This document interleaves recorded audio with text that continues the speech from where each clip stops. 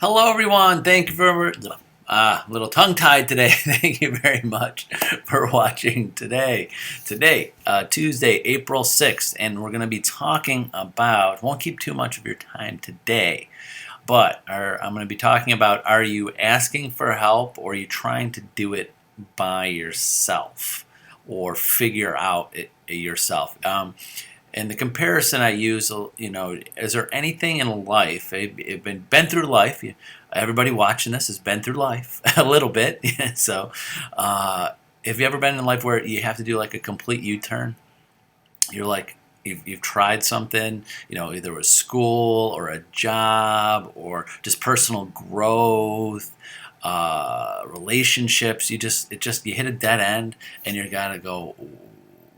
What path did I choose to go down? And I didn't get to where I wanted to go, and you got to do a total U-turn. You're like turning around, and you wish you did it a different way. Have you ever had that? You're like, I wish I did it this way. I wish I did it that way. And you've learned while you were going through the process. And usually, what I would say to think about, just think back to those things, and I bet you think, I didn't ask for help. I didn't ask other people for help. I didn't ask for advice. I was just trying to figure it out, kind of like kids. I know from having children, you just kind of, sometimes like, no, I don't want your help. You're like, don't do that. Don't touch that. Don't do that. Or you should do it this way. And then all of a sudden, hopefully they don't hurt themselves. But I think of that when I was a kid. I remember vividly so many times when I was a kid. Don't touch that. I touch it, burn myself. Don't ride that. I remember once my dad was like, Tony, when I was little, don't ride that bike. It's too big for you. And then that's where part of my scar on my chin came from, because I tried to ride a bike, even though my dad said, don't do that. You shouldn't do that. And I think a lot of us as adults, we're still little kids. We don't ask for advice. We don't ask for help. Or we do ask for advice. We do ask for help, but we don't take it. We don't follow it. That's how it is with real estate. If you're watching this video, you're obviously doing some type of learning, research. Let me hear what Tony has to say about this topic. Let's see what he has to say. And you're probably listening to other videos or watching other videos and reading books and how to be successful in real estate or business in general. Guess what? There's the roadmap to success has already been written.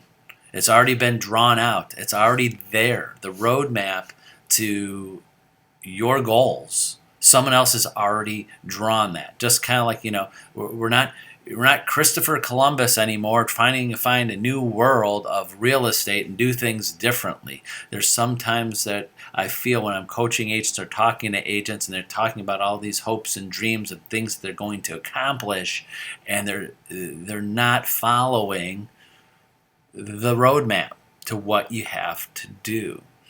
So you got to be coachable. Not coachable in the aspect of, I think of coachable meaning that you follow someone's advice. There's people out there that just will never follow other people's advice. They just won't. They're going to do it on their own.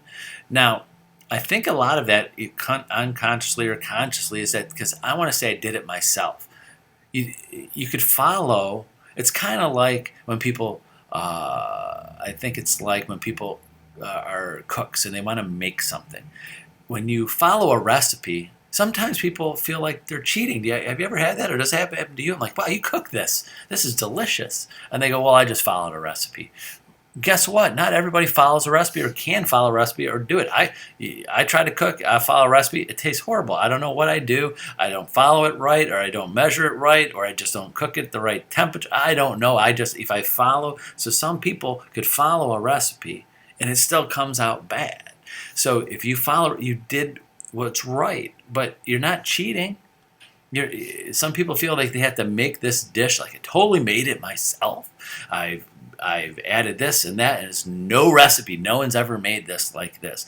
I know there's some good feelings about that and a sense of accomplishment. But in real estate, there is none of that. There is none. To be successful in real estate, it's already been planned out. There's prospecting, there's door knocking, there's mailers, there's follow up, there's lead sources, there's building a connection with people. It's already laid out for you. So now you got to decide, are you going to take that advice? Are you going to follow the plans? There are great, I do these videos, but I'm sitting giving you ideas of things you can do to kind of like a pinch of this, a dash of that, add a little of this. That's kind of how I view my videos, and you follow those guidelines. There's a lot of people that take a little bit of everything and make it their own. That's kind of how I see videos, podcasts, things are. But there's actual places which are real estate coaches. There's Tom Ferry, there's Brian Buffini, there's Mike Ferry, there's Jared James that actually have roadmaps to exactly what to do. They say, today you're going to do this, tomorrow you're going to do that. So if you're actually looking for an actual roadmap and you don't want to figure out anything and make it yourself, there's actually places to go for that. But again, it's already there. You just got to be coachable. You got to listen. You've got to say, hey, they said I need to make minimum 50 solid, good conversations with 50 different people every week to get enough leads, to get enough buyers, to get enough sellers, to sell the amount of houses I want. That's what the agents are doing. There's nothing else. And no matter what any agent tells you that's successful in the business, none of them came up with some new thing, some new recipe with new ingredients.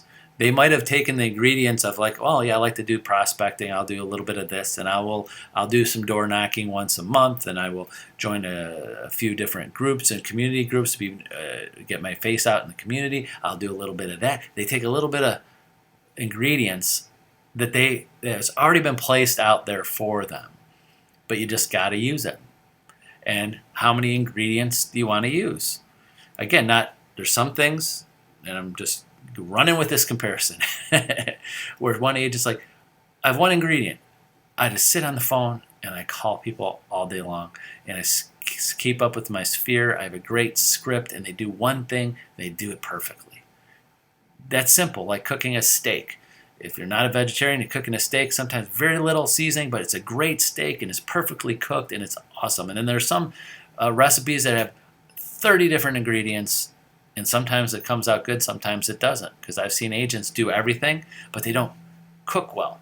Do you understand? They have all the right ingredients, but they just don't put it together in the right order. They're not organized with it. They don't measure right. They put it in the oven, and the oven's not hot enough. I'm using this comparison, sorry. That's how, because that's agents that are trying a shotgun approach to everything, but not putting it all together in the right order, measuring right, making sure it's either getting the rate of return on the time that they're putting into the things that they're doing. So today I just want to leave you with this last thing, is just think about all the times in your life, like it started with, is where you went down a path and you said, now I'm stuck, I got to turn around, and now I got to drive back or walk back or bicycle back or all the things that the time, money, and effort you wasted, now you got to go back to restart to take a different path. That's sometimes how I feel when real estate agents, that the 87% that gets out of real estate every 5 years feels, I tried real estate for 5 years. Now I'm 5 years ahead.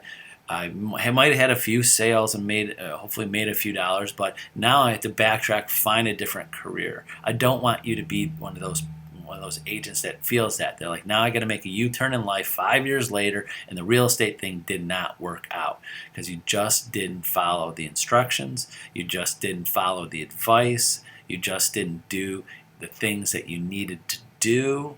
So you could stop yourself short. So worst thing that could come from this video today is maybe I got through to a few agents that were like, gosh, I'm not going to wait 5 years. I'm going to give it 2 years, because you don't have to wait 5 years. I tell agents this almost daily. I talk to new agents getting their real estate license every day. I talk to a handful of people in classes now. We're about to start classes. And they go, how long does it take to get my business up and running? It goes, depends upon how much you want to work and how much you love it and how much you're going to do it. Because you don't have to take 5 years to build a big business. You could do well and get it up and running in a year.